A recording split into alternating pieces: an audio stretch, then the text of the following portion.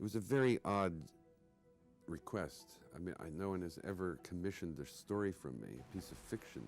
And I don't know if it happens very often these days. Of course, 150 years ago, newspapers published short stories all the time, but it's something that's disappeared. The idea of putting a piece of fiction in the New York Times was a sort of thrilling challenge, but I had no ideas at all. Sort of moped around for a couple of days trying to think of something. Didn't have much time after all. And then just about when I was ready to give up, I looked down at my desk and there were my little Schimmelpenninck cigars in their tin. I was sitting there and I started thinking about the cigars, and little by little, wheels started to turn and I came up with that story. 4 years ago on Christmas Day, I was reading the New York Times and I got to the op-ed pages. I was reading this story called Augie Wren's Christmas Story. All the way through it, I was very amused by it. By the end of it, I was laughing and at the same time very moved by the story. The idea that this man who was Jewish, who has no reason to be spending a Christmas in the projects with a black old woman, together and having a good time, and at the same time he lied and stole something from her.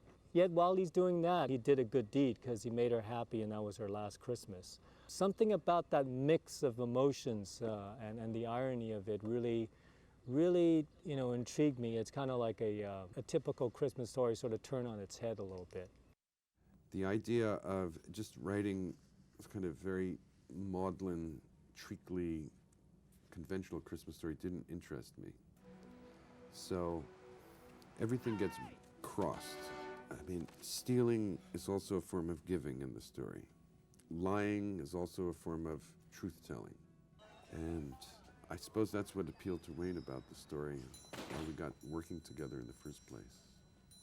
I called up Paul Auster after I read the story, and I said, is there some way we can take this story and make it into a 90-minute or 100-minute movie? And he said he wasn't sure he could do it, he would think about it. And over the next month or so, actually, we talked a lot, and he came up with a lot of different ideas. The great difference between writing a screenplay and any other kind of writing that I've done in my life is that it is finally a collaborative act.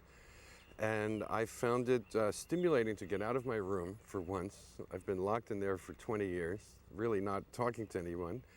And the challenge is to try to respond quickly to what is given to you. The screenplay is one thing, the work you imagine in your head, the thing you put on a piece of paper. But once the actors begin to embody the roles and the characters, the imaginary beings that you've thought up, things change. These wonderful actors brought real life to the characters that are consistent with some of our preconception, but also made them, more real and different and more interesting in a way, and more complex. All of them. Oh, they did a number on you. I managed to keep my mouth shut for once in my life. Something to be said for that, right? I think I've never worked with actors like Bill Hurt and Harvey Keitel and Stockard Channing and Forrest Whitaker. Okay, here we go. And action!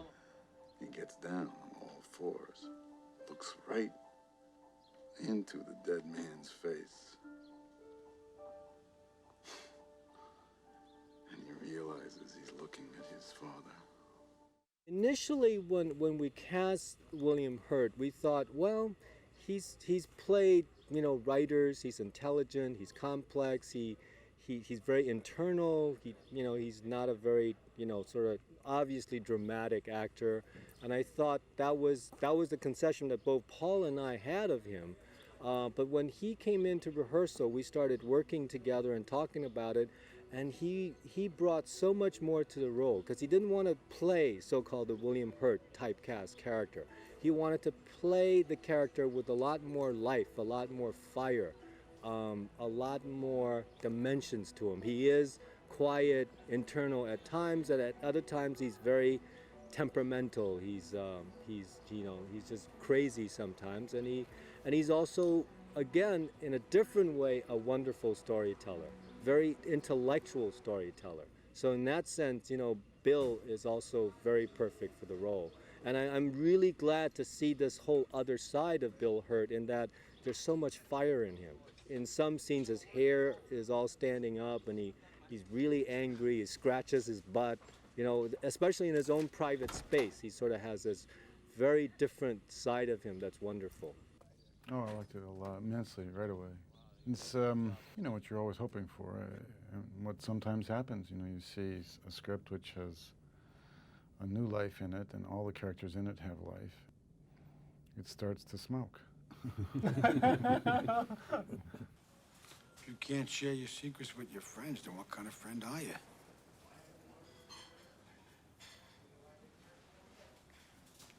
Harvey Keitel is just a great storyteller. I mean, wonderful, very down-to-earth stories. Actually, if you meet him, sit down with him, he's a natural-born storyteller. Remember how you once asked me how I started taking pictures? Well, this is a story of how I got my first camera.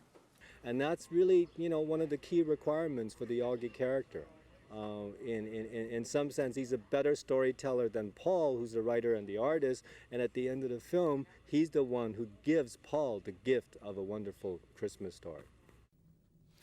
Well, there's a wonderful moment Paul wrote that takes place between Augie and the character that works in the store for him, played very well by Jared Harris. Augie says to him, If it happens, it happens. If it doesn't, it doesn't. Do you understand what I'm saying? You never know what's going to happen next. And the moment you think you do, that's when you know that you don't know anything at all.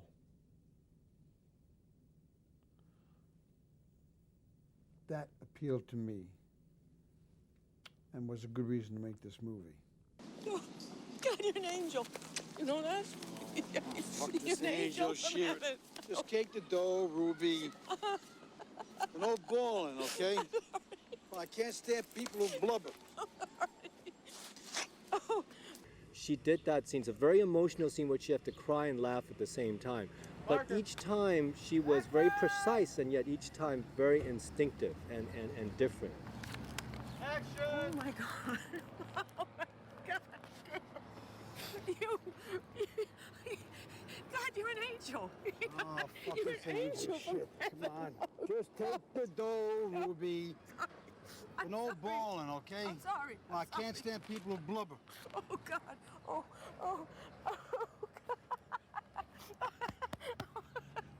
Oh God. Oh, okay, I'm sorry.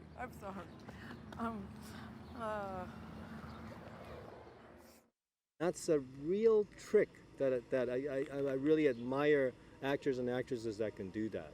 I mean, she's very well prepared. She knows exactly what she wants to do, and yet be able to make it real every time and a little different, in that sense too. She's a very streamlined human being in every sense. I mean, I really think she almost lives out of the back of that car. But she's got a lot of pride to her and doesn't take any crap. And I find that very attractive. Are those eyes in your head? Are those two brown spots bulging out of the sockets just marbles? I mean, you've been sitting here all day. How long? How many people you done seen drive up and ask me for gas? Tell me. Not a one. Not a one. Not a one. Forrest is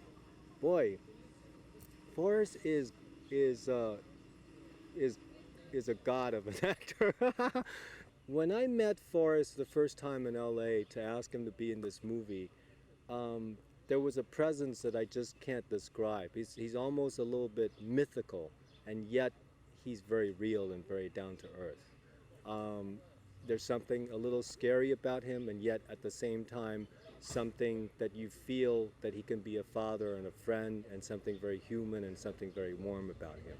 You maintain your concentration during your work in I guess in a lot of different ways actually, but one of the main ways I guess is by knowing what you're feeling, what you're thinking, and putting yourself in that space and having the ability to be able to go back into that and to let the surroundings and everything kind of move you into that space, not to fight the surroundings and also to always, like I say, to know how you feel about the people within the scene, the situation itself. And when you start to go in there, then you're just there. you know, you're just there. Chico told me to check him out, see if there might be some dough in it for us. Well, I seen him now, and I'm not too impressed. Ashley Judd is a true raw talent, and tons of it, literally. I think she's still sort of finding her way to sort of discipline herself better, but she's got so much raw talent. It is amazing. In that scene where Felicity confronts, you know, Augie and Ruby, she literally just blows them away. Okay. Just help. I don't need your help. I got a man to take care of me, which is more than you can say for yourself, Hawkeye. It's a really powerful scene, and that's the only scene she's in the movie, but she's just, you won't forget her from that one scene. It was in January, and I was in LA for a couple of weeks, and I had a very successful 2 weeks there. I got 3 jobs. I don't know if that'll ever happen again. I mean, I basically booked the whole year in 2 weeks. It was nice. I got in my car, and I honked and cursed at everybody between the Peninsula Hotel and the site of the audition. I was already in a very foul humor, and that's how I was helping to prepare myself for the scene. And then I went in and I auditioned, and Wayne called me at home and said, "Gee, that was great. Would you like to do the part?" What are you gonna do today?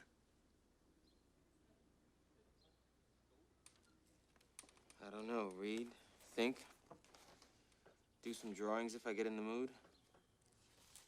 But tonight I'm gonna celebrate. That's definite. Celebrate what? It's my birthday. I'm 17 years old as of 47 minutes ago. And I think I should celebrate having made it this far. He actually was supposed to be one of the finalists who came to the audition, but he missed his audition. For some reason, it misconnected with his agent. He never showed up.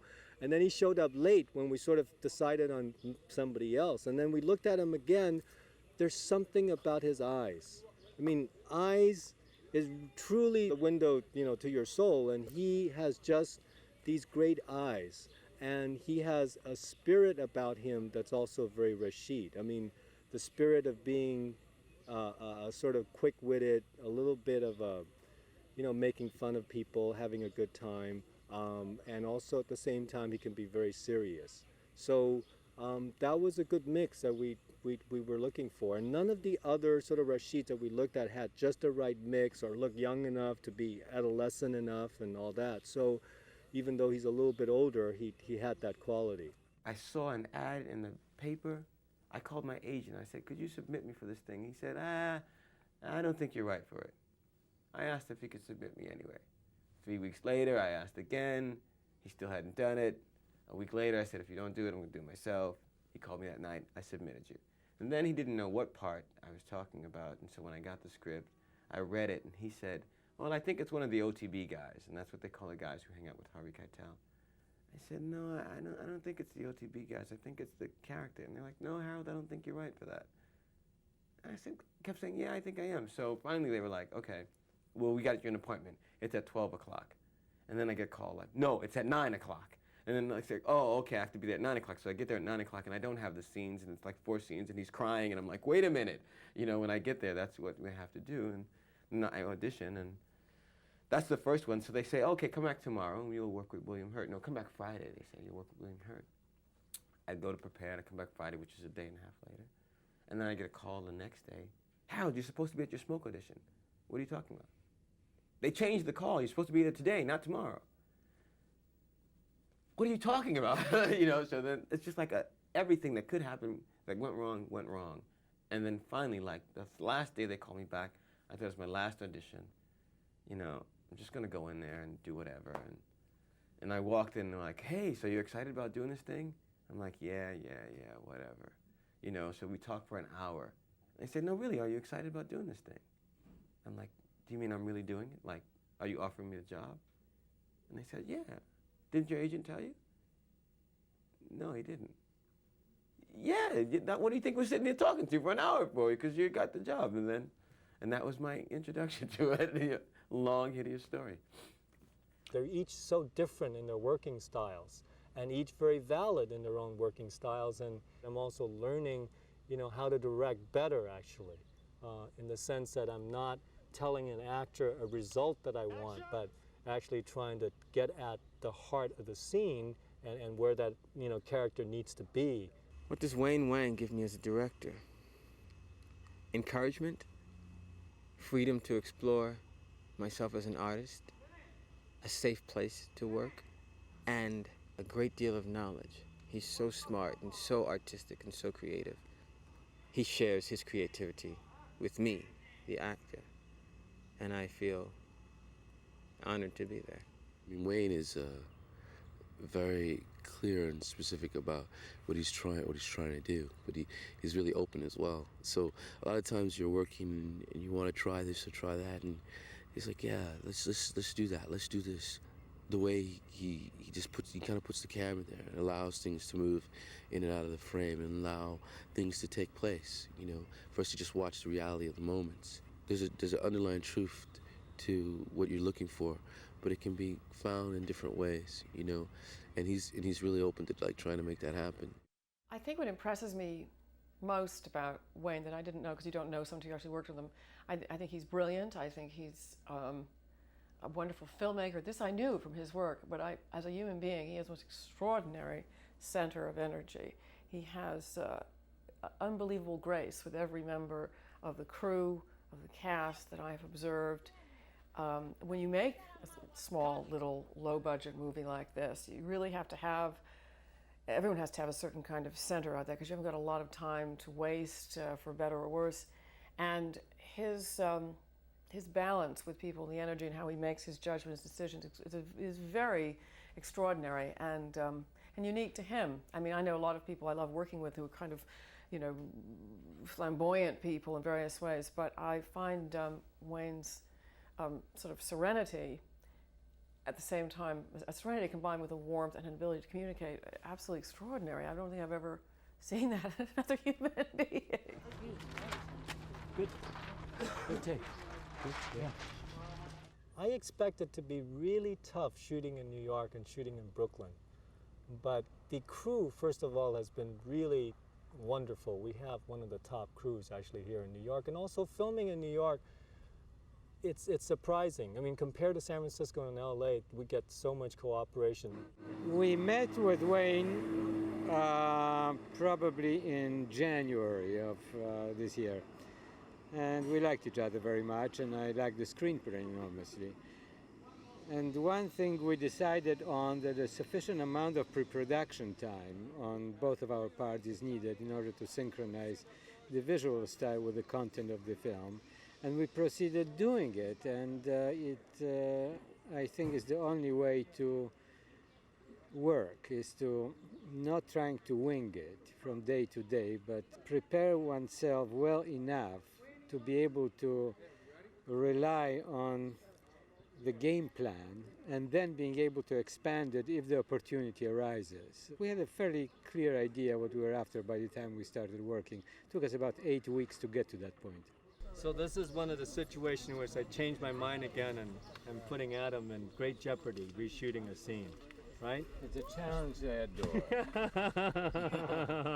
I saw a lot of directors of photography when I was preparing the film, and I ended up choosing Adam Hollander, who is a wonderful DP, who shot Midnight Cowboy and most recently Fresh, which is about to come out this fall.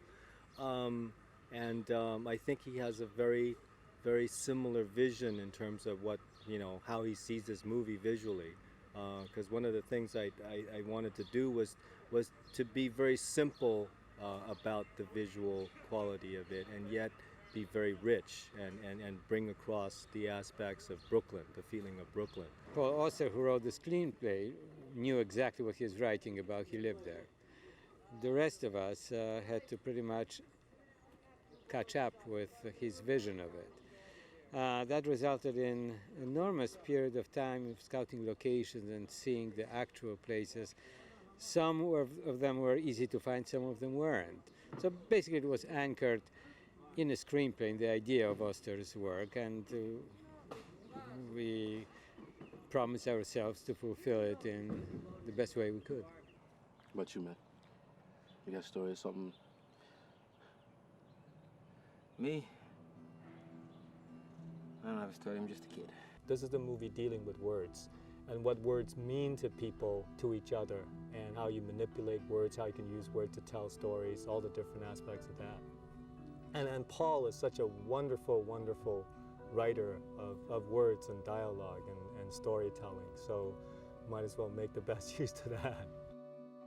A character in a film, even though it's a real person or the picture of a real person, is flat. It's two-dimensional. And there's very little room for you to add information because it's all there, given to you. And things are happening so fast, you can't really stop to ponder a passage in a film. It just whips by. I guess afterwards, you think about it, if it's a good film, and you begin to digest it, and maybe, in certain cases, even go back and see the film again. Now, that would be extraordinary.